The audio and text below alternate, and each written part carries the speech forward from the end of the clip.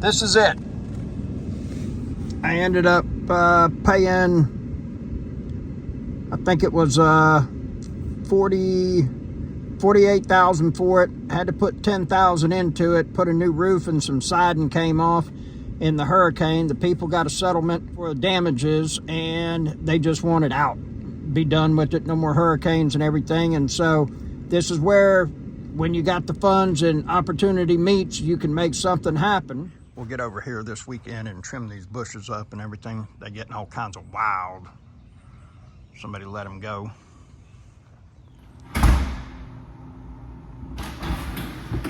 What up, everybody? So here's the thing that we ended up doing with this is that I'm going to give you the rundown on the numbers, and it's a way that you can make large chunks of money tax-free, but there's kind of a catch to it, so to speak, and everything like that. It's kind of like the stimulus money from the government, okay? Woo! Free? Nah, not exactly, okay?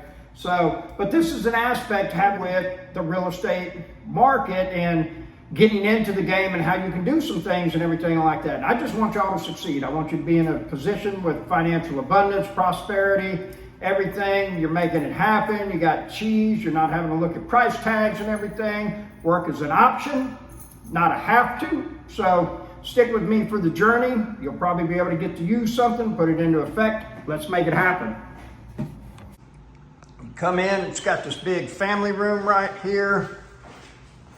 This is the master bedroom.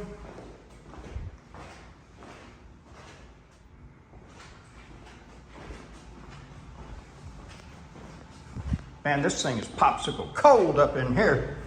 And then you got this right here. Got the kitchen. Got a nice big backyard and everything.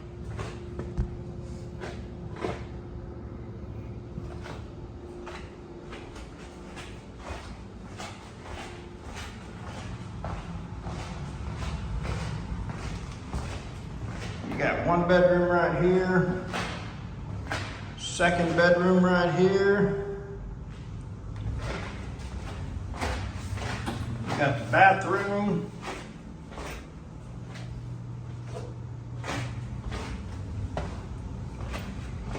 All right, so there's this thing that they call the BRRRR method. All right, it's buy it, rehab it, refinance it, and rent it out. I'm going to show you the first house I did that with, give you a complete rundown on it, and we'll go from there. Hey there.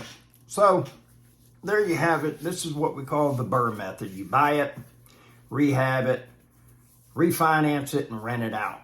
Now, what most people end up doing in this situation is that they will refinance it for the full amount that they can. And usually, most of the time, that's 80% loan to value. So if the property is, worth $150,000, generally speaking, they're going to loan you about 120, somewhere in there, 115.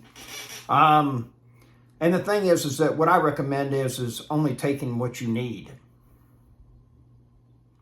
The thing about it is that in this game, debt can be extremely advantageous, and then it can be extremely deadly. I know a number of people right now that are facing some very serious consequences because they don't have money to be able to fade some of what's starting to go on. All right. Now, if you're in the United States and you're not feeling the pinch, you will. It's coming. Probably 6 months to a year, you're really going to see things tighten up having to do with the economy. The writing is on the wall. We've had some huge exponential growth that happened in the, 6 years ago, and it lasted for about 4 years. It was like one of the biggest booms I've ever seen in my lifetime. And, interest rates were extremely low. I don't think we're ever going to see 2% or 3% home loans ever again. Okay. And before you start really getting into this, so to speak, and everything, understand that, you know, my parents paid 17% early 70s. And the thing is that we've still, even at 7 and 8 and 9%, it's historically low. And the thing is that we've been spoiled. And so just be totally encompassing with your education and know exactly what it is. You know, do I like paying high rates? No, I'm not, okay? However, I know this, that if my numbers work, you know, at 8%, okay, they'll even be better at 6%, all right? Now, if you make a correct purchase and you run your numbers properly, you know, it's going to be okay. But the thing is that especially in the real estate game, and if you're doing rental properties, this is a long game. Correct ways to fail with real estate is don't know your numbers, don't analyze your cash flow properly, and as soon as you start making money, spend it. Don't. Leave it alone. Just let it sit in an account, keep letting it build up. You know, and so the thing is to, you know, be patient. This is a grind, you know, and basically you should be going somewhere else with high leverage, high pay, you know, doing something that you make really good money with, and then take that money and spin it off into, you know, some rental properties that's going to be slow. However, at a certain point, they'll be paid off and you're going to have, you know, a good amount of money coming in and everything. You know, the way that I've done it is that I haven't ever had a huge or a skill that paid huge money, you know, $150, $300 an hour type of skill. And I worked a whole bunch and bought houses that were in really bad shape, did a lot of footwork, like that house that I did a video on that I paid $14,000. You know, that house almost took me 3 years to get. I established a relationship, kept doing the follow-up with it and everything like that, and the opportunity came, and guess what? I had the money, okay? So that makes a big difference. You got to have the money, all right? Be prepared. You know, a lot of people start buying stupid stuff, and they're not prepared, and they don't have the money, all right? So what I ended up doing with this house is that we'll say that, you know, we're all in on it for, I want to say 50 or 55,000. And then I walked out of closing with a check for 76,000. Okay. It appraised somewhere around 160. I think it's worth 200,000 now.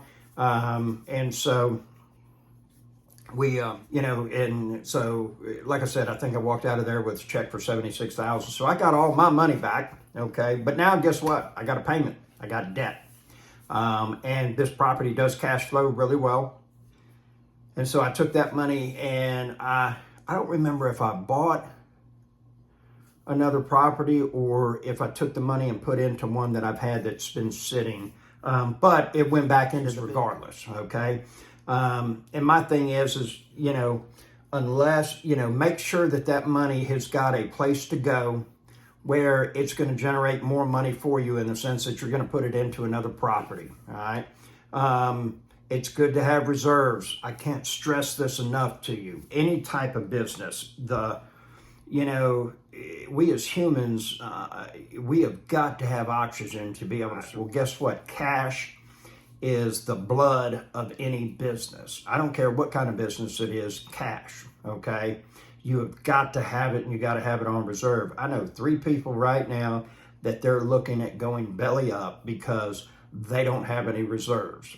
And the thing is that, you know, you get rocking along, you start making some money, and then, you know, we buy a piece of equipment, it makes the job easier, seems to go faster, and then we're making more money and everything. Well, let me buy another piece of equipment. Let me buy another piece of equipment. And then before you know it, something happens, and then we got a huge repair bill or, you know, whatever it is, but we don't have any money because we've been spending it.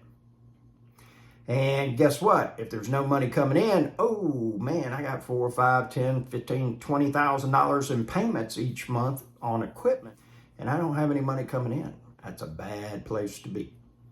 So there's a lot to be said for, you know, taking whatever, you know, formula. I know some people it's 5%, 10%, 20%. Every dollar that comes in, they put a little bit into an account and let that ride.